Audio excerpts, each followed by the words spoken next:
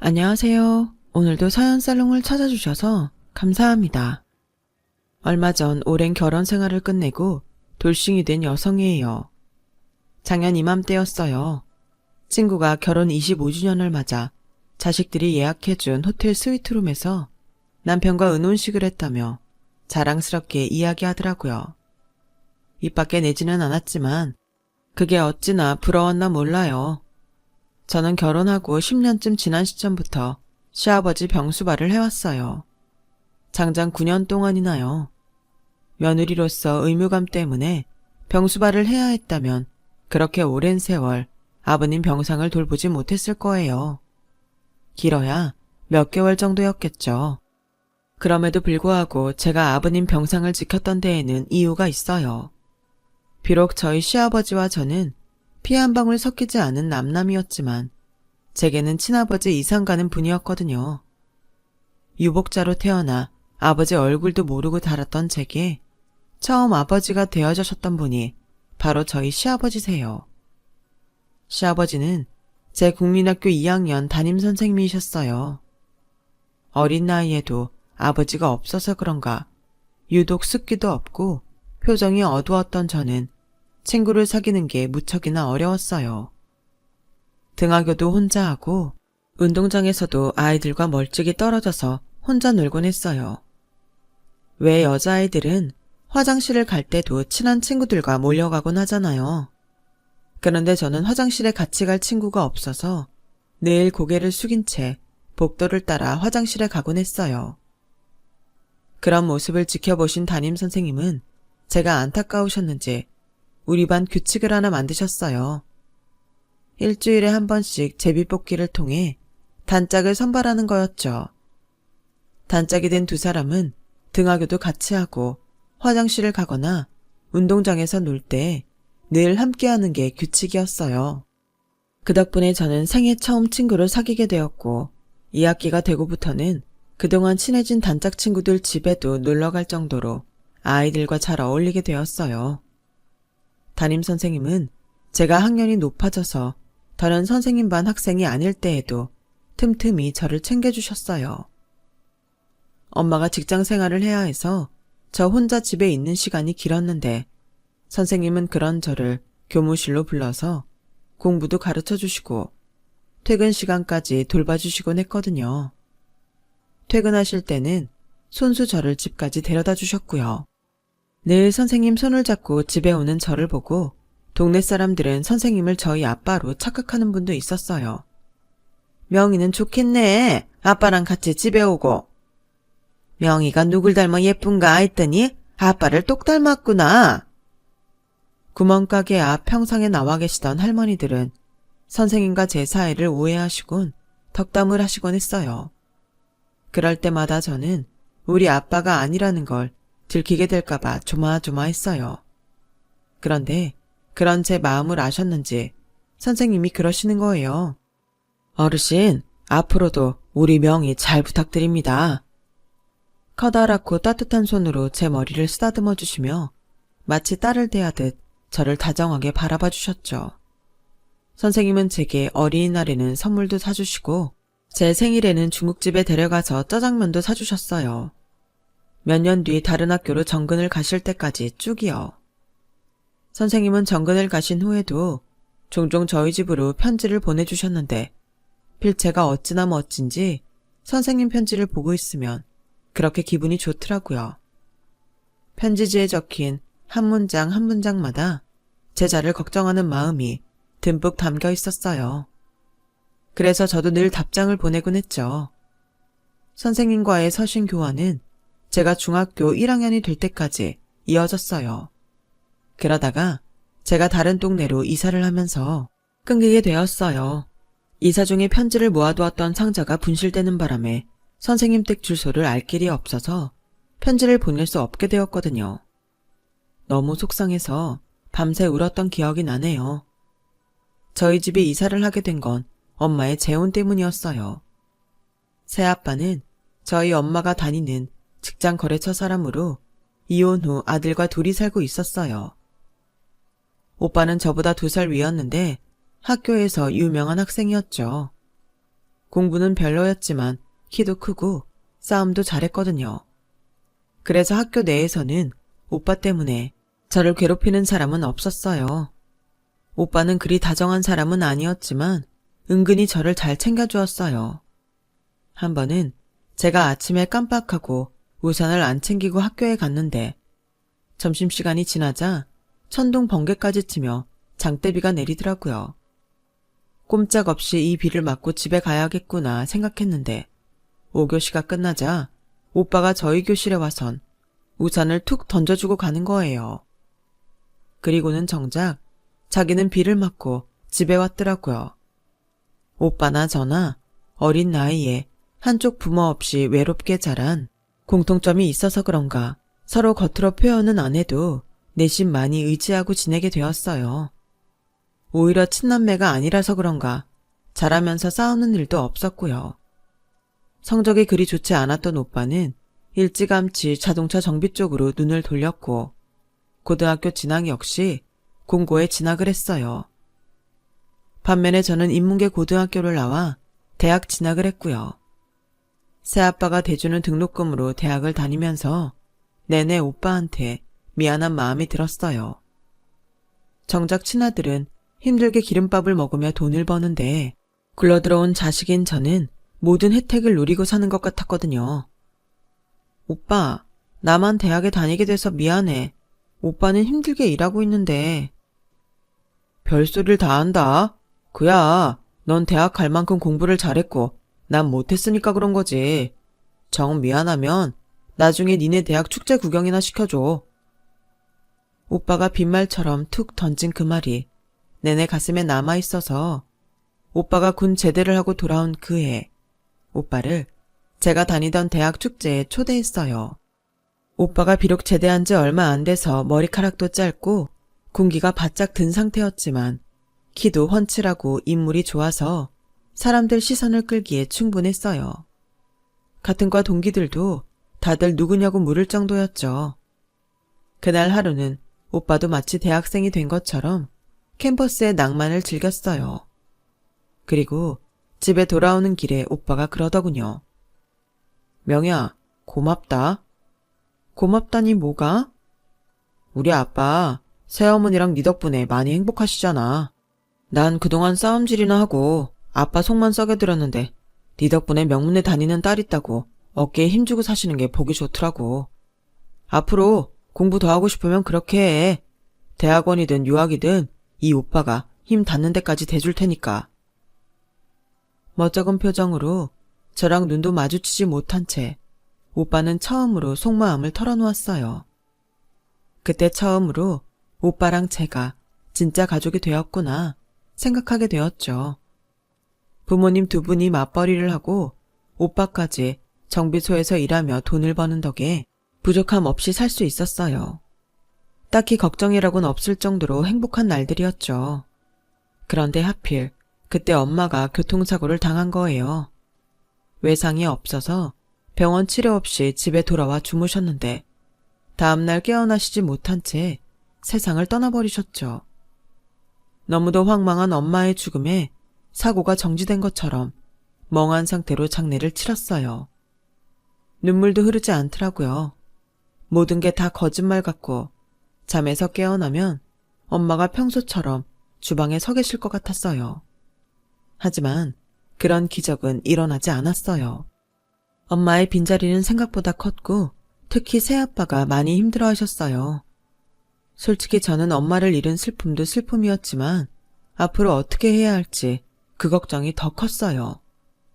엄마도 없는 마당에 내가 이 집에서 딸로 살아도 되는 건지, 그렇다고 집을 나가면 당장 잘 곳도 없는데 어떡하나. 온갖 고민이 한꺼번에 밀려왔거든요. 괜히 아빠랑 오빠와 얼굴을 마주치는 것도 부담스러워서 아침 일찍 몰래 도망치듯 학교에 가서 밤늦게 돌아오곤 했어요.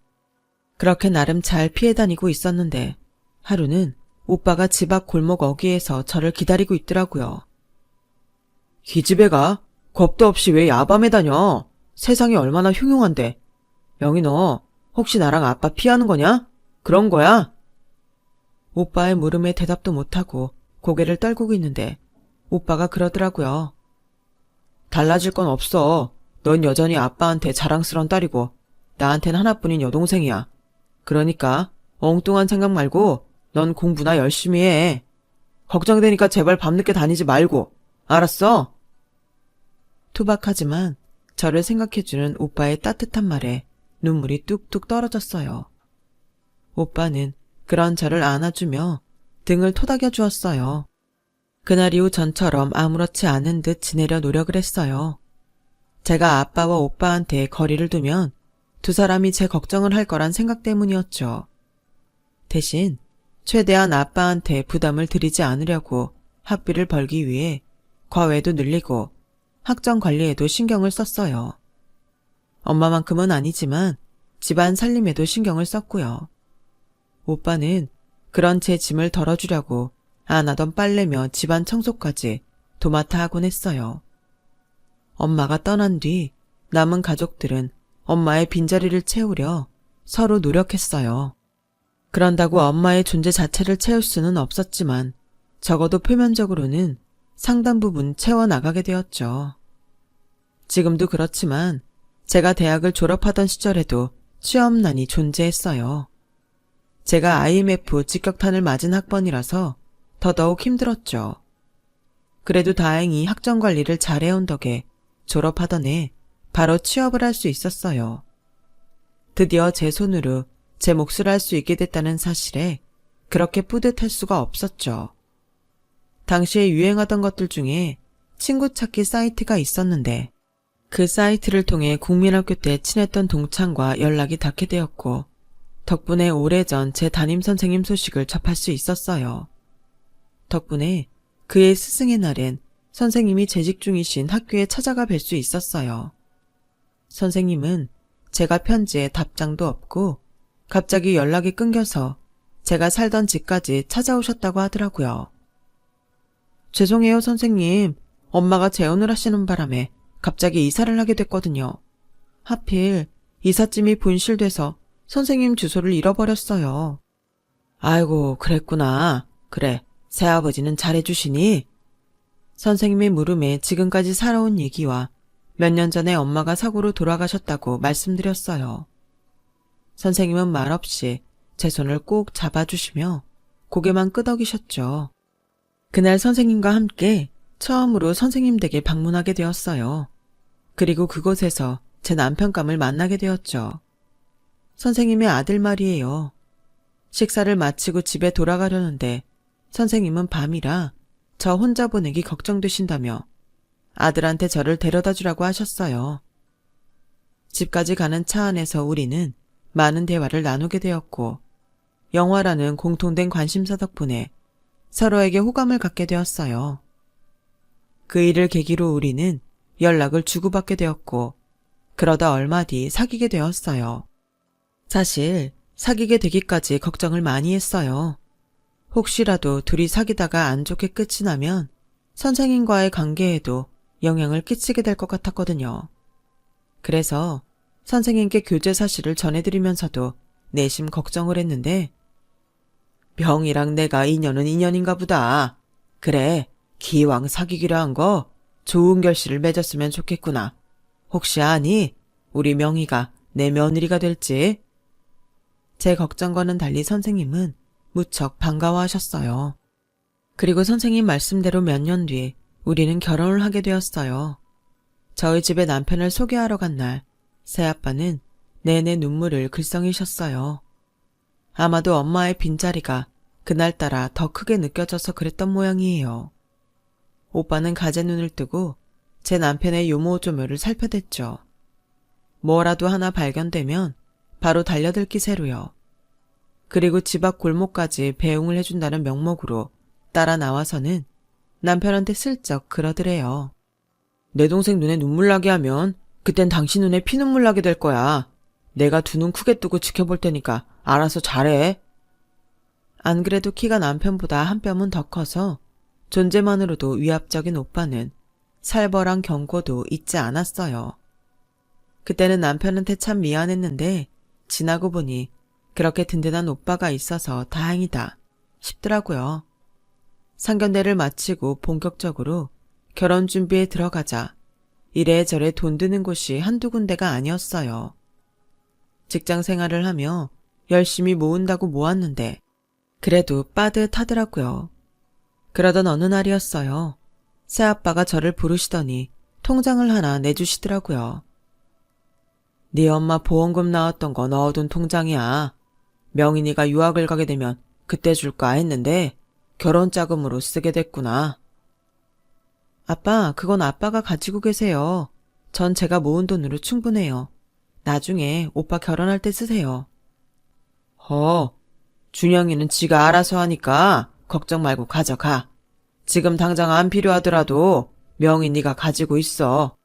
살다 보면 목돈 쓴 일 한 번은 있다. 이 돈은 네 남편한테도 말하지 말고 잘 간수해. 새아빠의 성화에 못 이겨 통장을 받아들고 안방에서 나왔는데 오빠가 기다렸다는 듯이 저를 불렀어요. 그리고는 수표가 든 돈봉투를 주더라고요. 결혼 선물을 사줄래도 내가 뭘 알아야지. 그냥 이 돈으로 네가 필요한 거 사라. 부족하면 말하고 오빠가 더 줄 테니까. 봉투 안에는 그간 오빠가 기름밥 먹어가며 모은 돈 1,000만 원이 들어있었어요. 오빠, 이걸 내가 어떻게 받아. 오빠가 이 돈 버느라 얼마나 고생했는지 다 아는데 난 그냥 마음만 받을게. 아, 이 기집애가 그냥 받아. 해줄만 하니까 해주는 거야. 그리고 살다가 네 남편이 너 힘들게 하면 뒤도 보지 말고 집으로 돌아와. 아빠랑 난 언제든 환영이니까. 오빠는 퉁명스럽게 툭 말을 던지고는 방으로 들어가 버렸어요. 통장에 돈봉투까지 받고 보니 이제 정말 이 집을 떠나게 됐다는 사실이 실감이 나더라고요. 오빠가 준 돈은 혼수를 장만하는데 보태고 새아빠가 주신 돈은 주식 투자를 하는 친구한테 조언을 받아 위험성이 적은 장기적인 종목에 투자를 했어요. 이 종목을 추천해준 친구가 말하기를 묻어두고 한 10년 잊고 살라고 하더군요. 결혼식 날짜가 하루하루 다가오자 피도 안 섞였는데 진짜 가족보다 더 제게 다정한 새아빠와 오빠를 두고 떠나려니 마음 한구석이 무거웠어요. 나 없이 밥은 잘 챙겨 먹을지, 전처럼 두 남자가 대면대면하게 살지는 않을지 하나부터 10까지 죄다 걱정뿐이었죠. 그런 걱정 속에서도 결혼식 날짜는 다가왔고 결혼식 당일이 되었어요. 새아빠 손을 잡고 버진 로드를 걸어가는데 발걸음을 뗄 때마다 울컥해서 눈물이 참느라 힘들었어요. 결혼을 하기까지 고민과 걱정이 한가득이었는데 막상 신혼여행에서 돌아오고 보니 정신 차릴 새 없이 일상으로 돌아가게 되더라고요. 신혼 초엔 주말엔 친정에 들러 밑반찬을 만들어 드리곤 했는데 살다 보니 점점 친정 발걸음이 뜸해지게 됐어요. 제가 결혼하고 3년 뒤 오빠가 결혼을 해서 올케가 집안 살림을 맡고부터는 전보다 친정 걱정도 덜게 되었고요. 아빠 같은 시아버지 덕분에 시댁과의 갈등도 없던 터라 제 결혼 생활은 꽤나 순탄하다고 할 수 있었죠. 딱 하나 아이가 없다는 것만 빼면요. 결혼하고 2년쯤 지나자 시어머니는 슬슬 아기 얘기를 꺼내셨어요. 여자는 자고로 30 전에 애를 낳아야 산모도 힘이 덜 들고 애도 똑똑하다더라.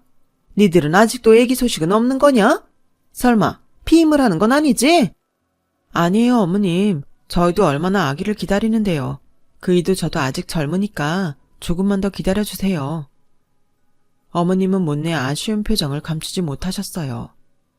그렇게 시간은 흘러 4년이 지나고 7년이 지났을 무렵 어머님은 용한 점집에서 받아왔다며 부적을 한 장 주시더라고요.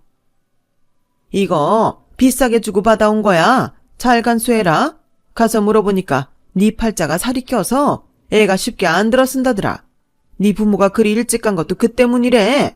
네 팔자가 그런 거야 어쩌겠냐마는. 안 그래도 송귀한 집인데 너 때문에 대가 끊겨서야 되겠니? 부적 얘기는 네 시아버지한테는 비밀이다. 그 양반은 너라면 꿈뻑하잖냐.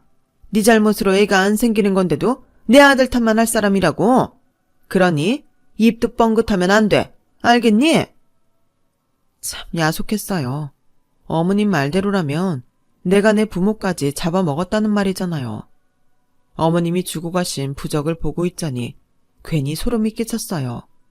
그래서 문갑 서랍에 넣어버렸는데 얼마 뒤 남편이 손톱깎이를 찾다가 그걸 발견한 거예요. 엄마도 참 이런 걸 뭐하러 가져와. 이런 미신에 돈 쓰지 말고 차라리 그 돈으로 옷이나 사 입으시지. 남편은 볼멘 소리를 하며 부적을 쓰레기통에 버렸어요. 그렇게 끝났으면 될 일을 굳이 남편은 아버님 생신 때 시댁에 가서는 부적 얘기를 꺼낸 거예요. 엄마, 그 부적 얼마 주고 샀어? 비싼 거라며. 그딴 쓸데없는데 왜 돈을 써? 제가 분명히 아버님 앞에선 부적 얘기를 꺼내지 말라고 신신당부했는데도 남편은 무신경하게 그 말을 내뱉어버렸어요. 그 바람에 아버님은 노발대발하셨죠. 부적도 부적이지만 괜히 저한테 애 문제로 스트레스 준다고 말이에요. 어머님은 입을 꾹 다문 채 저를 흘겨보셨어요. 그리곤 주방으로 저를 불러 한 소리 하셨죠. 너 시애미 말이 말 같지 않냐? 내가 이 내릴 때까지 너한테 시집살이를 시켰냐? 애 못 낳는다고 타박을 했냐? 그렇게 입 다물라고 했더니 그걸 못 참고 그새 네 남편한테 꼰질러? 너 참 영악한 애구나. 어디 며느리 무서워서 내가 살겠니? 그래, 앞으로는 내가 니들 사는데 일절 말 섞지 않으마. 대신 너도 며느리 분분에 충실해. 우리 집 대 끊기는 날엔 내가 땅속에 묻혀서도 널 가만 안 둘 테니까. 어머님의 살벌한 경고를 받은 저는 난임 치료를 통해 시험관 아기 시술에 성공한 회사 동료 소개로 난임 클리닉을 찾아갔어요. 부부 중 한쪽만의 문제가 아닐 수 있기 때문에 남편도 검사를 받아야 한다고 해서 얼마 뒤 설득 끝에 남편도 데리고 갔어요. 그리고 검사 결과가 나오던 날 청청병력 같은 소리를 듣게 되었어요. 그러니까 제 남편이 무정자증이라고요? 그동안 시어머니가 제 탓으로만 돌리던 난임의 원인은 바로 남편이었어요. 하늘이 무너지는 것 같은 저와 달리 남편은 별일 아니라는 듯 받아들이더라고요. 애 없으면 편하고 좋지 뭐. 기후변화니 뭐니. 안 그래도 점점 살기 힘들어지는데 애도 고생할 필요도 없고 말이야. 그냥 우리끼리 즐기면서 살자. 당신은 즐기며 살자는 말이 그렇게 쉽게 나와? 어머님은 집안에 대 끊지 말라고 협박 아닌 협박까지 하시는데 다행히 자기는 폐쇄성 무정자증이라니까 불가능한 건 아니잖아. 우리 병원 다니면서 치료해보자. 응? 제 설득에도 불구하고 남편은 굳이 애를 낳을 생각이 없다며 거절을 했어요. 그래서 시어머니를 찾아가 상황을 말씀드리고 남편을 설득해달라고 부탁드렸어요. 그랬더니 대뜸 그러시는 거예요. 너 지금 내 아들이 씨 없는 수박이라는 거냐? 이게 어디서 대도 않는 소리를 해? 난임 클리닉 가서 검사받고 나온 결과예요. 그 이는 다행히 정자 생산은 가능한 유형이라서 수술받고 치료받으면 임신이 가능할 수도 있대요. 어머님이 좀 도와주세요. 네? 가능성이 있다는 말에 어머님도 더는 고집을 부리지 않으셨어요. 하지만 어머님이 지원에도 불구하고 남편은 요지부동이라는 게 문제였죠. 하도 속상해서 올케 언니랑 통화 중에 그 얘기를 했어요.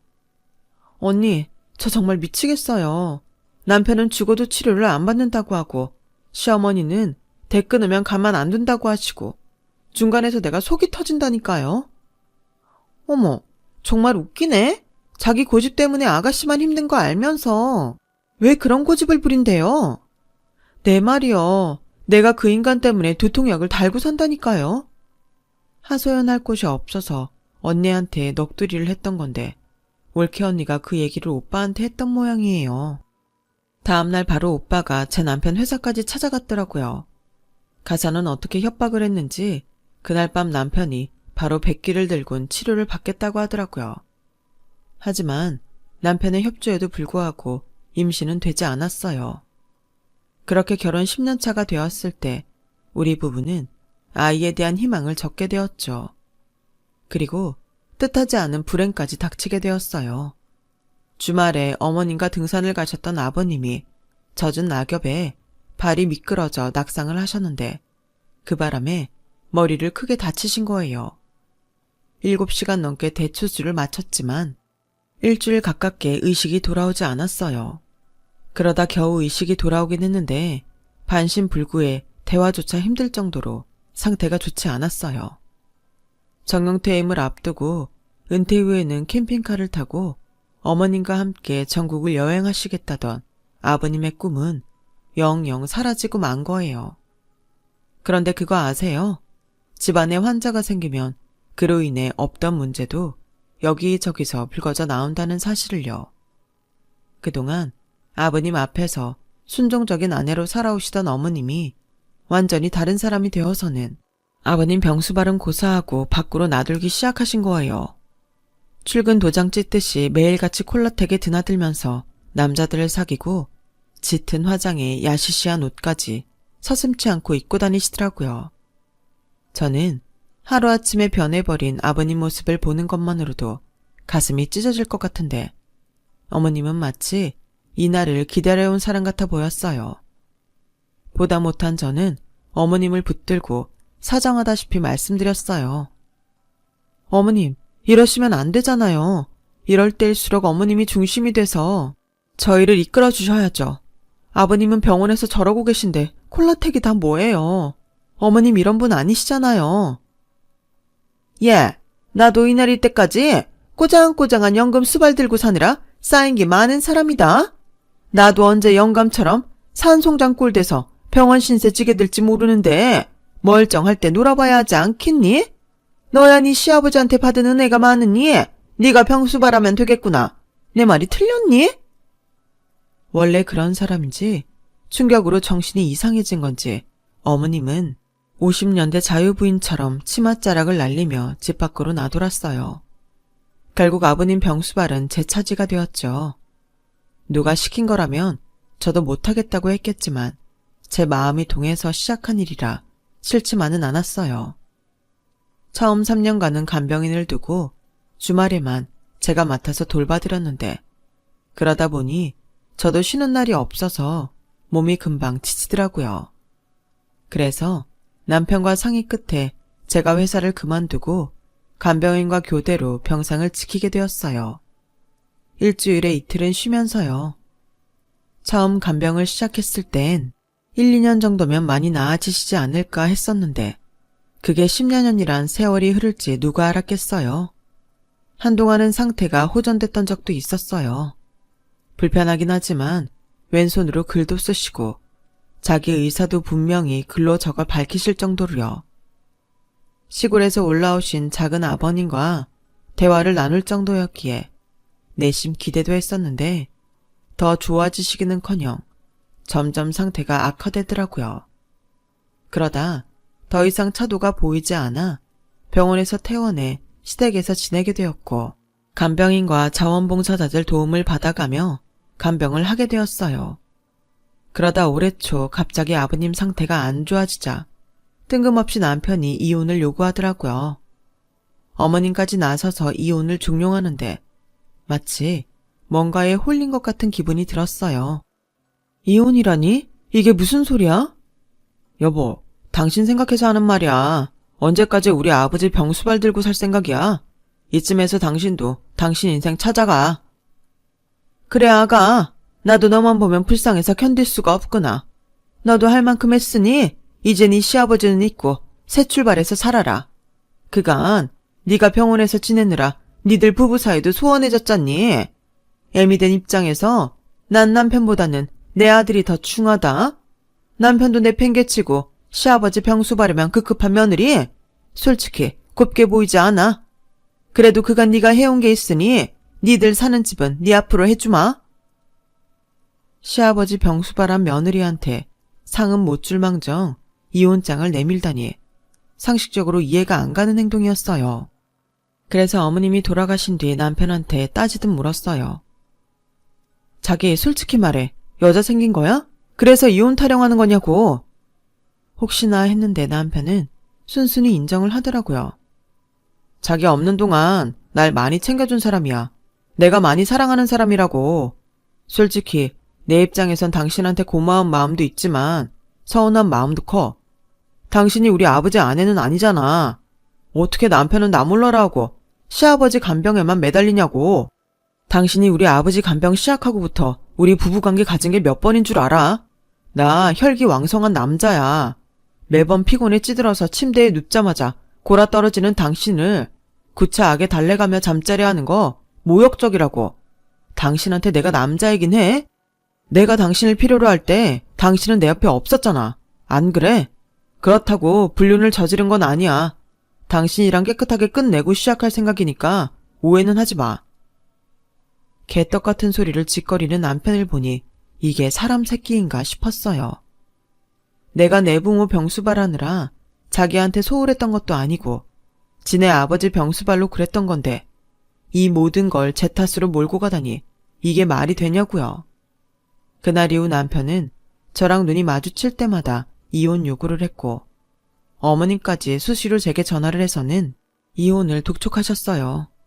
결국 위자료로 대출이 걸린 집을 받고 결혼 20년 만에 이혼녀가 되고 말았어요. 그런데 이혼하고 한 달도 안 돼서 시골 작은아버지한테 전화가 왔더라고요.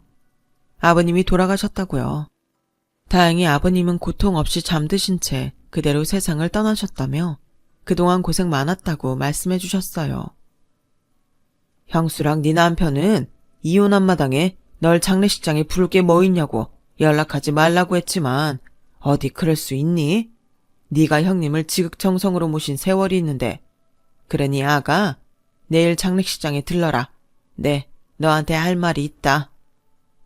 다음날 저는 장례식장에 찾아갔어요. 남편과 시어머니는 저를 보자 불편한 기색을 보이기는 했지만 내쫓지는 않더군요. 그래서 다음날 장지까지 함께 가려고 늦은 시간까지 장례식장에 남아 있었는데 늦은 밤 장례식장에서는 소란이 일어났어요. 저희 아버님과 작은아버님이 결혼 전에 돈을 합해 구입한 시골 땅이 있는데 어머님이 그 땅의 아버님 몫을 자신의 명의로 돌려달라고 했던 모양이에요.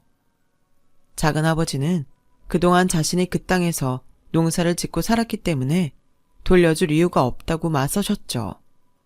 결국 제 남편까지 합세해 싸움이 커졌지만 양쪽 모두 물러설 생각이 없어 보였어요.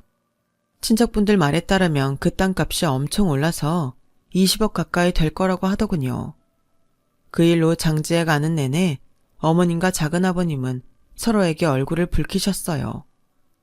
장례가 끝나고 몇 달이 지난 어느 날 작은아버님이 저희 집에 찾아오셨더라고요. 땅을 파셨다며 아버님 몫의 땅값을 저한테 주시겠다나요? 세금 떼고 이거저거 제하고 나니 제 몫으로 돌아온 금액이 7억이 조금 넘는다고 했어요. 이건 수년 전에 형님이 나한테 부탁하신 거다. 자식도 아내도 들여다보지 않는데 옆에서 자기 병수발하는 며느리가 애처롭다시며 당신이 죽으면 이 땅은 며느리한테 주라고 하셨어. 형수가 나서서 자기 아들 이혼까지 시킨 것도 따지고 보면 이 돈 너한테 돌아갈까봐 그런 거 아니겠니? 변호사한테 알아보니까 결혼 전에 산 땅이라서 형수한테는 권리가 없다더라. 아가, 그간 수고 많았다. 이 돈은 네 시아버지가 주는 마지막 용돈이다. 생각하고 받아라. 얼마 뒤 제가 땅값을 받았다는 걸 알게 된 남편과 시어머니가 돈을 돌려달라고 찾아왔어요. 효년이 아주 이아가 빠져서는 너 언제 작은아버지까지 구워 삶은 거냐? 처음부터 그 돈 보고 간병이니 뭐니 하겠다고 나선 거지? 말해봐라 이년아. 이게 아주 웃는 얼굴로 사람 등에 칼 꽂으려니야. 엄마 그만 좀 해. 구슬려도 모자랄 판에 저 사람 신경 거슬려서 우리한테 이익될 게 뭐 있어. 여보 입은 좀 열어봐. 나랑 잠깐 얘기 좀 하자고. 까놓고 말해서 우리 이혼할 때 내가 집도 줬잖아. 그럼 땅 판 돈은 당신이 양보해야 하는 거 아냐? 어쩜 사람이 이렇게 욕심을 부려. 20년이나 같이 산 나한테 어떻게 이럴 수 있냐고. 문 밖에서 모자가 연달아 떠들어대는 통에 저도 입을 다물고 있을 수만은 없었어요. 그래서 인터폰에 대고 한마디 해주었죠. 이 집이 당신 거였어? 은행 대출이 잔뜩 낀 은행집이지. 땅값 나눠주기 싫어서 아버님 민종 앞두고 부랴부랴 이혼 요구한 거 내가 모를 줄 아니? 그래놓고 어디서 생색이야. 너같이 인간 같지 않은 놈하고는 더 이상 상대하기 싫으니까 내 집 앞에서 당장 꺼져. 안 그럼 경찰 부를 테니까. 그리고 어머님도 정신 차리세요. 병든 남편 두고 콜라텍에서 남자들이랑 희희덕댈 땐 언제고 이제 와서 남편 유산 찾겠다고 이러시는지 모르겠네요. 참, 작은 아버님한테 들으셨죠? 이 땅은 어머님이랑 결혼하기 전에 산 땅인데다 아버님이 살아생전에 저한테 주신다고 공증 문서까지 남긴 거라서 어머님한테는 아무런 소유권이 없다는 거요. 그러니 여기서 열내느라 땀 빼지 마시고 콜라텍에 가서 신나게 발바닥 비비며 땀 내세요. 아들이랑 나란히 은팔찌 끼고 경찰서에 가기 싫으시면 다신 여기 찾아오지 마시라고요. 솔직히 그 돈이 탐나지는 않았지만 두 사람이 괘씸해서 문도 안 열어주고 돌려보냈어요. 그 후로도 툭하면 찾아와 행패를 부리길래 오빠를 대동하고 남편 회사로 찾아가서 제대로 경고를 했어요. 부모 병수발한 조강지쳐 버리고 바람나서 이혼했다는 소문 회사에 퍼뜨리기 전에 조용히 꺼지라고요. 알고 보니 남편이 만나는 여자도 같은 회사에 다니는 사람이라 그 경고는 제대로 먹히게 되었죠. 저는 아버님이 물려주신 돈과 10여 년 전에 주식에 묻어두었던 돈을 회수해 작은 건물을 샀어요. 10년간 없는 듯 묵혀두었던 그 주식은 그 사이 가치가 엄청 불어나서 효자 노릇을 톡톡히 하게 되었죠. 그렇게 구입한 건물 1층에는 오빠 카센터를 내주었어요. 나머지 층은 임대를 주었고요. 그리고 현재 저는 사회복지사 시험 준비를 하고 있어요. 아버님을 간병하면서 언젠가 도전해보리라 마음먹고 있었거든요. 살면서 제가 받은 은인들의 도움을 이제는 저도 베풀며 살고 싶습니다. 지금까지 제 사연을 들어주셔서 감사합니다. 건강이 최고죠. 건강하시고 행복하세요. 여러분, 사연 댓글에 응원과 현명한 조언 부탁드려요. 좋아요와 구독은 저에게 큰 힘이 됩니다. 오늘도 좋은 일 가득하세요.